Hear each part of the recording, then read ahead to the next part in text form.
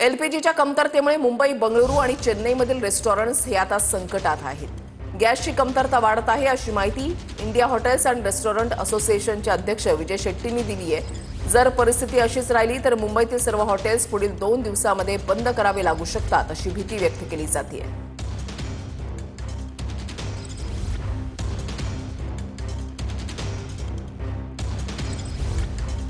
मुंबईसह प्रमुख शहरातील रेस्टॉरंट चालक हे आता अडचणीत आलेले आहेत। एलपीजीच्या कमतरतेमुळे हॉटेल व्यवसाय संकटात असल्याचं माहिती देण्यात येते। गॅसची कमतरता वाढत आहे अशी माहिती विजय शेट्टी यांच्याकडून देण्यात आलेली आहे। इंडिया हॉटेल्स अँड रेस्टॉरंट्स असोसिएशनकडून एक भीती व्यक्त करण्यात आलेली आहे की पुढच्या 2 दिवसांमध्ये जर गॅस पुरवठ्याच्या बाबतीत काही योग्य तोडगा निघाला नाही तर हॉटेल्स कदाचित बंद करावे लागू शकतात।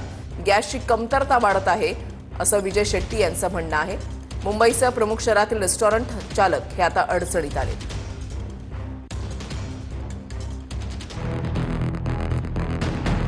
कमर्शियल गॅस सिलेंडरचा पुरवठा विस्कळीत झाल्यानं मुंबईसह प्रमुख शहरातील रेस्टॉरंट चालक अडचणीत आले। बंगळुरू आणि चेन्नईमधील हॉटेल व्यवसाय कोलमडलाय। यामुळे व्यावसायिकांमध्ये चिंतेचं वातावरण आहे। परिस्थिती लवकर सुधारली नाही तर पुढील 2 दिवसात शहरातील अनेक रेस्टॉरंट्स बंद होण्याची वेळ येऊ शकते असा दावा हॉटेल अँड रेस्टॉरंट असोसिएशनने केलाय। पुढील 2 दिवसांमध्ये मुंबईतील सर्व रेस्टॉरंट्सना टाळं लावावं लागू शकतं असं आहारचे अध्यक्ष विजय शेट्टींनी म्हटलंय। सध्या असोसिएशनच्या सुमारे 10 ते 20% सदस्यांना गॅस पुरवठ्याबाबत समस्यांना सामोरं जावं लागतंय। काही दिवसात 100% रेस्टॉरंट्सवर याचा परिणाम होण्याची शक्यता आहे। केंद्राचे निर्देश काय?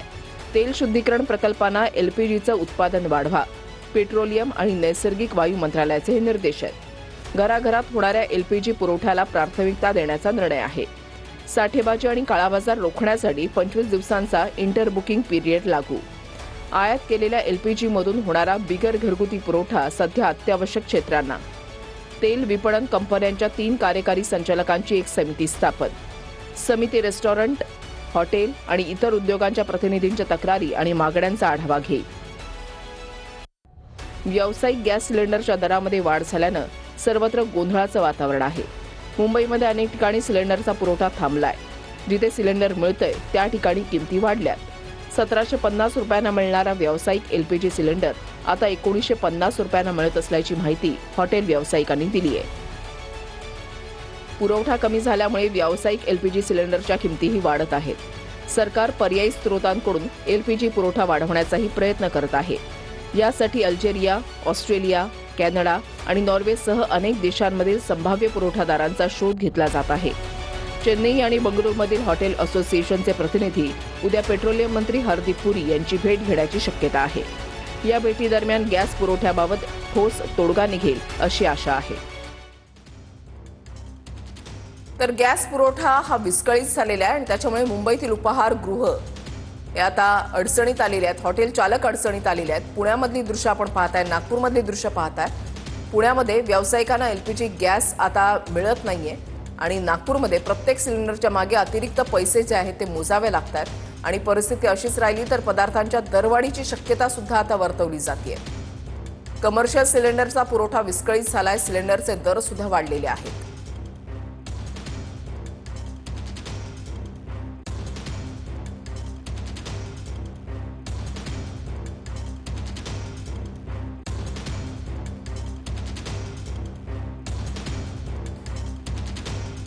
मुंबई, पुणे आणि नागपूरमधली 3 दृश्य आपण या ठिकाणी पाहताय। गॅस पुरवठ्यावर निर्बंध आलेले आहेत, त्याच्यामुळे हॉटेल चालक जे आहेत ते अडचणीत आलेले आहेत। इकडे पुण्यामध्ये व्यावसायिकांना एलपीजी गॅस मिळत नाहीये आणि नागपूरमधली दृश्य आपण या ठिकाणी पाहताय।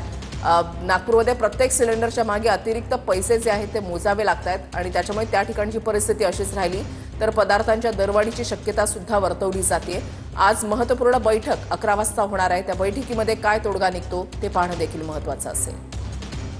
इंधन पुरवठ्याची मर्यादा ही निश्चित केल्यामुळे आता कमर्शियल क्वांटिटीवर चालणारे जे हॉटेल आणि रेस्टॉरंट आहेत त्यावर अधिक प्रमाणामध्ये त्याचा भार जाणवू लागलेला आहे। त्यांचं पाईपलाईन आहे अशा मोठ्या रेस्टॉरंटमध्ये अद्याप तरी गॅस सुरळीतपणे चालत असल्याचं त्यांच्या वतीने सांगण्यात येते। मात्र टँकच्या माध्यमातून जे मोठ्या प्रमाणामध्ये कमर्शियल गॅस वापरले जातात आणि त्याच्यावरती तुमची रोजंदारी चालते किंवा हॉटेल चालतात, त्यांना मात्र आता वेळेमध्ये गॅस मिळणं अवघड झालेलं आहे आणि याचा परिणाम म्हणून मुंबईतल्या 20% हॉटेल्सवरती पूर्णपणे हॉटेल्स बंद होण्याची वेळ आलेली आहे.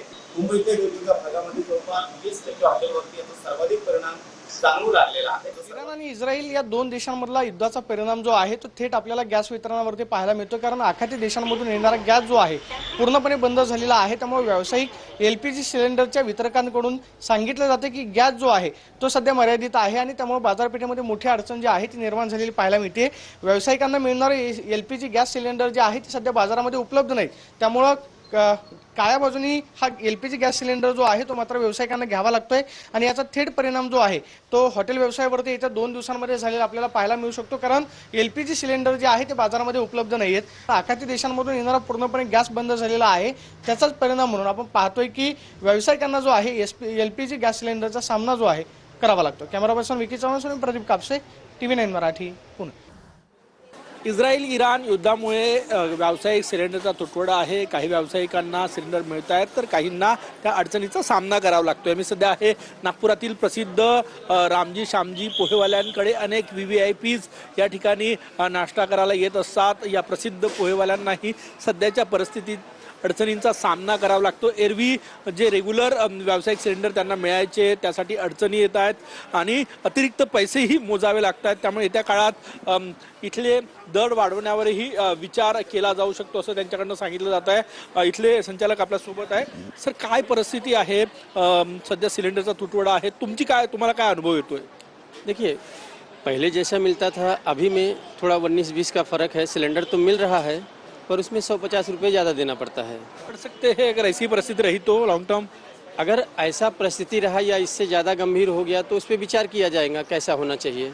रोजी रोटी तो चलना चाहिए, तो उस पर विचार करेंगे रेट के बारे में, अभी नहीं. या अतिरिक्त पैसे द्यायला तयार आहे, त्यांना सिलेंडर मिळत आहेत, काहींना मात्र मोठ्या अडचणींचा सामना करावा लागतोय. कॅमेरामॅन सचिन सयामसह गजानन उमाटे, TV9 मराठी, नागपूर.